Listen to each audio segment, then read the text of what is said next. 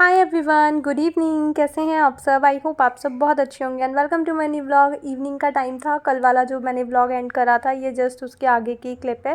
मतलब उसके आगे तो दोपहर हुई थी, फिर खाना वाना खाया था, आफ्टरनून वाला पूरा रूटीन चला था, उसके बाद इवनिंग का टाइम था। मनीष ऑफिस से भी आ चुके थे। अप्रॉक्स 7 o'clock के आसपास का टाइम रहा होगा। मैं बेटू को स्टडीज़ करा रही थी, कुकिंग वगैरह मैं फ़िनिश कर चुकी थी। 7 या 7:30 के आसपास का टाइम रहा होगा। मनीष गए थे मार्केट, अपना कुछ ईयरबड्स टाइप की कुछ चीज़ें लेने गए थे। कुछ ऐसी होती है ना छोटी मोटी चीज़ें, उनको ईयरबड्स चाहिए थे और साथ में अपना ये शेविंग वाला रेज़र वगैरह लेने गए थे। तो ये रास्ते से लेते हुए आए थे। बॉक्स ऑफ केक से पेस्ट्रीज़ लेकर के आ गए थे।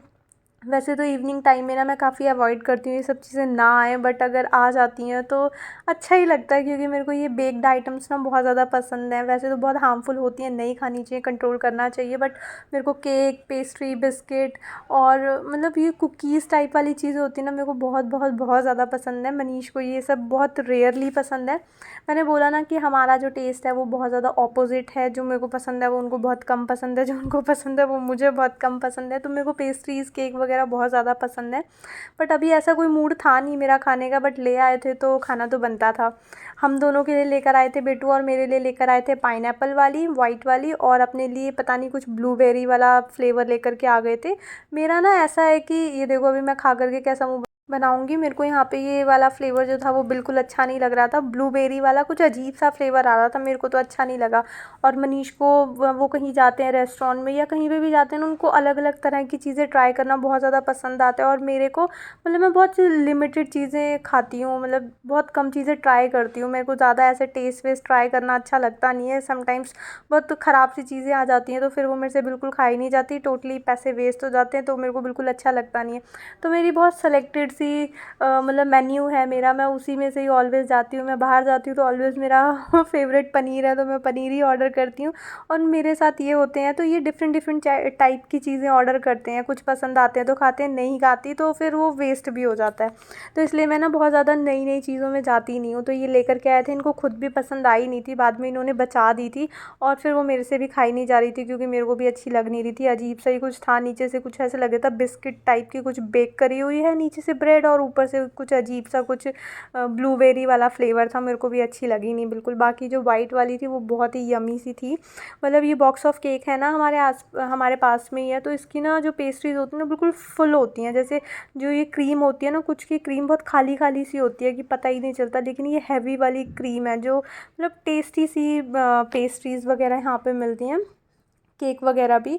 और उसके बाद फिर हमने खाना वाना खाया था। खाना वाना मनीष ने ही और बेटू ने ही खाया था। 2-3 चपातियाँ ही मैंने बनाई थी और उसके बाद बर्तन वगैरह मैंने वॉश कर दिए थे। साथ में बेटू की स्टडीज़ भी चल रही थी, क्योंकि इसका टेस्ट था, तो इसकी स्टडीज़ ना लेट नाइट तक चलती रहती हैं।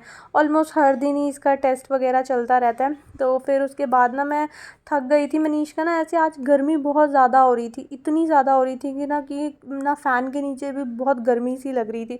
तो इस टाइम 10 बजे के आसपास का टाइम था। ये देखो सारी मार्केट ऑलमोस्ट बंद ही हो चुकी है। तो 10 सवा 10 बजे का टाइम था। मनीष ने बोला कि चलो थोड़ा सा बाइक पे ना ऐसे थोड़ा लॉन्ग ड्राइव पे चलते हैं, तो हम वैसे ही थोड़ा सा निकले थे। खाना वाना खा चुके थे, बेटू की स्टडीज़ ऑलमोस्ट 80% फिनिश हो चुकी थी। लास्ट जो टचअप होता है मैं उसको बेड टाइम पे देती हूँ। मतलब जो भी मेरे को सुनना होता है या फिर जो भी मेरे को देखना होता है कि हाँ अच्छे से प्रिपरेशन हुई या नहीं हुई, वो लास्ट में फिर बेड टाइम पे करती हूँ।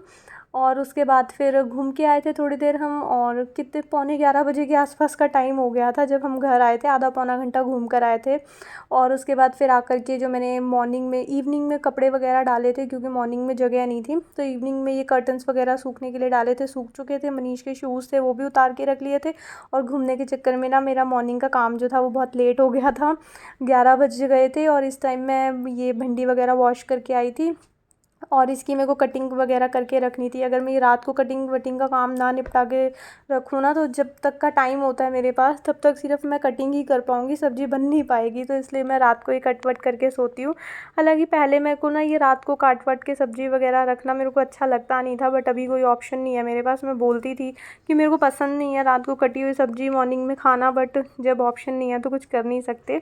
और भिंडी को वैसे भी सूखने में बहुत टाइम लगता है। अगर मैं साथ के साथ कट कर भी लूँ, इतनी सारी क्वांटिटी होती है तो पॉसिबल नहीं है, क्योंकि मनीष भी टिफ़िन वगैरह लेके जाते हैं। अगर थोड़ी सी क्वांटिटी होती है तो वो बन जाती है जल्दी से, बट इतनी सारी पॉसिबल नहीं है।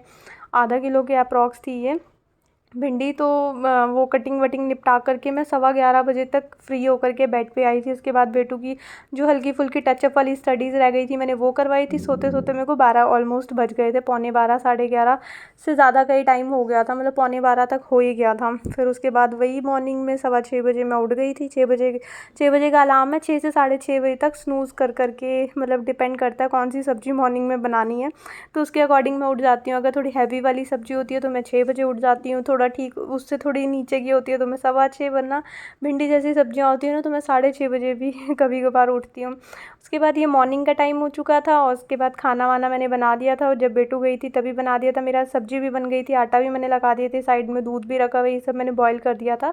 बस मनीष के लिए मेरे को 2-3 चपातियाँ सेकनी थी टिफ़िन पैक करने के लिए, तो चपातियाँ मैं सेक रही थी। और चपातियाँ सेकते सेकते ना मेरे को एक चीज़ याद आई कि मेरे को ना मनीष एक रील दिखा रहे थे, रात का टाइम था तो रात को उसमें दिखाए थे जो वाइफ़ ना चपातियाँ पूछ के सेकती हैं, तो जो उनका जो चपातियाँ पूछ के सेकी जाती हैं ना उनके घर ना मतलब गरीबी रहती है, कुछ इस तरह की ऐसा था। तो मैं मनीष को मैंने आंसर दिया कि यार अगर मैं बिना पूछे आपसे चपातियाँ सेकूँगी, पूछ के सेकूँगी तब तो श्योर है कि गरीबी आए या ना आए, मतलब डाउटफुल है। बट अगर मैं बिना पूछे सेकूँगी ना आपसे, एक्स्ट्रा बचेंगी तब तो पक्का से गरीबी आ ही जाएगी क्योंकि वेस्टिंग ज़्यादा होगी। तो ऐसे ही थोड़ा सा फ़नी वे में मैंने मनीष को आंसर दिया था। वो मेरे को बोल रहे थे कि मैं ना, मेरी हैबिट है, मैं खाना ना उतना बनाती हूँ कि मेरे को फेंकना ना पड़े, क्योंकि वेस्ट होता है ना तो मेरे को बिल्कुल पसंद नहीं आता, मैं उतना ही बनाती हूँ। तो तभी मेरे को उन्होंने दिखाई कि जो बीवियाँ पूछ करके रोटियाँ सेकती हैं उनके घर में मतलब गरीबी, कुछ इस तरह का वर्ड यूज़ करा हुआ था।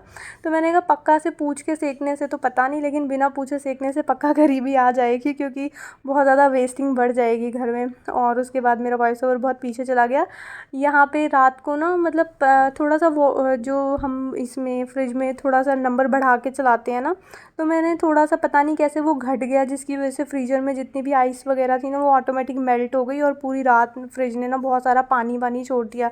जो मैट वगैरह था वो पूरा पानी से अच्छे से भीगा हुआ था, डिप पूरा इसमें से टपक रहा था पानी। अभी मैं बाहर डाल करके आई थी ताकि वो सूख जाए। उसके बाद ये सारा पानी मेरे को निकालना था। जो इसके पीछे ट्रे लगी हुई है ना, ट्रे नहीं है, कुछ ऐसे हैंगिंग सा है और वो अच्छे स्क्रू से ना मतलब बहुत फिटेड सा है, वो मेरे से बिल्कुल निकल नहीं रहा था। और उसके जो नीचे कंप्रेसर वगैरह होता है ना उस पर भी पानी टपक रहा था, तो मेरे से वो वैसे भी निकलता नहीं और मैं ट्राई करती तो शायद पता नहीं शॉर्ट वॉट हो जाता। मुझे डर लगता है वैसे भी इलेक्ट्रिसिटी वाला जो काम होता है। तो फिर मैंने एक ऐसी माइक्रोफाइबर वाला क्लॉथ लिया था, उससे सारा मतलब उसमें डिप कर कर के सारा स्क्वीज़ कर दिया था मग में। इस तरह से मैंने, बहुत देर लग गई थी ये सारा प्रोसेस करने में, क्योंकि थोड़ा थोड़ा मैं उसको क्लॉथ को उसमें डिप कर रही थी और उसमें से स्क्वीज़ करके मग में पानी डाल रही थी। और उसके बाद फिर मैंने सोचा मॉपिंग से मॉप कर देती हूँ, मतलब अच्छे से सूख जाएगा। लेकिन उसमें पानी अभी बहुत सारा था, कंटिन्यू निकल रहा था, अभी भी टपक टपक मतलब हो रही थी, क्योंकि जो कंप्रेसर पे थोड़ा सा पूरी रात पानी गया हुआ था तो वहाँ से नीचे से भी पानी निकल रहा था। तो फिर फाइनली मेरे को वाइपर लेकर आना पड़ा, तो वाइपर से फिर मैंने अच्छे से पानी निकाला। और साथ में ना पानी निकलने, ये जो फ्रिज के नीचे बास्केट सी बनी हुई है ना, इसके अंदर मैंने अनियंस डाले हुए हैं।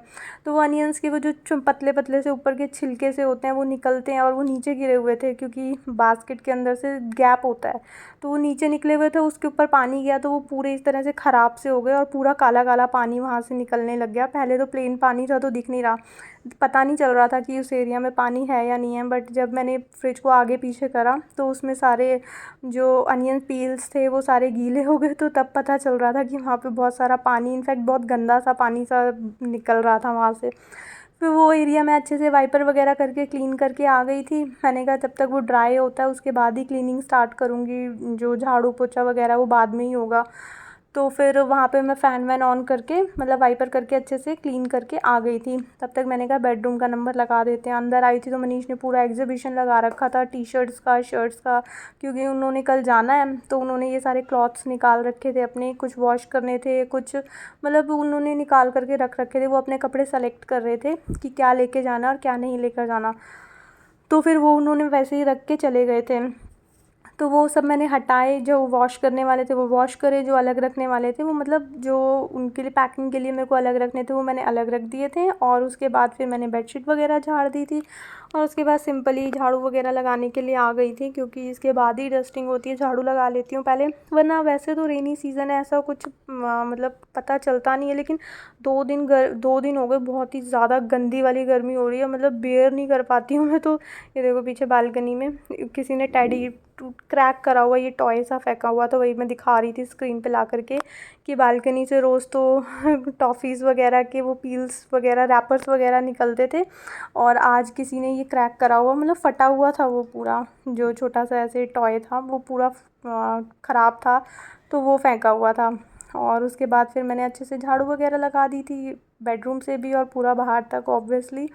और उसके बाद ये देखो पूरा सामान अभी कैसे फैला हुआ है ना, मेरे को फटाफट निपटाना है क्योंकि बेटू को जाने का टाइम हो जाएगा। और मनीष भी आज 10:15 के आसपास गए थे, तो उसके बाद 5-10 मिनट मैंने लिए, तो 10:30 पौने 11 हो गए थे मेरे को ये क्लीनिंग का काम स्टार्ट करते हुए। और उसमें से भी ये फ्रिज का जो पानी मैंने ये एक मतलब हैंकी डिप कर करके निकाला ना, इसमें भी बहुत ज़्यादा देर लग गई थी। वीडियोज़ वगैरह में उतना समझ नहीं आता, लेकिन एक एक काम को करने में ना बहुत बहुत ज़्यादा टाइम लगता है।